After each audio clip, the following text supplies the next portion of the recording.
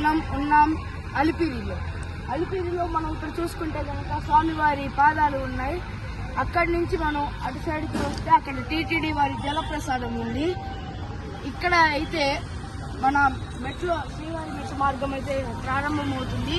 ఇక్కడ నుంచి కరెక్ట్గా 9.9 కిలోమీటర్లు పైకి ఎత్తైతే ఉంటుంది ఈ మెట్లు.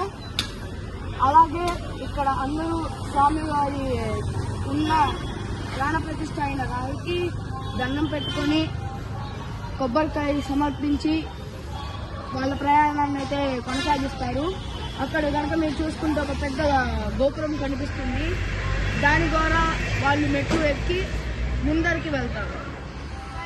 మీరు ఇక్కడ చూస్తే అలిపిరి చెక్ పోస్ట్ ఎంట్రీ ఇక్కడ నుంచి అయితే మనకు ఉంటుంది.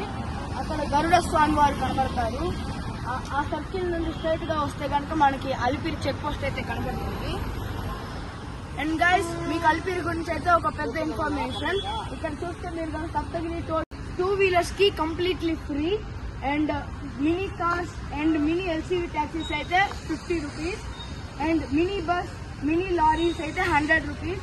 జేసీబీ, బస్ అండ్ ట్రక్స్ వీటికైతే 200 రూపీస్. అండ్ ఈ తిరుపతి తిరుమల ఘాట్ రోడ్ అయితే 12 AM నుండి 3 AM అంటే మిడ్ నైట్ క్లోజ్ అయితే ఉంటుంది.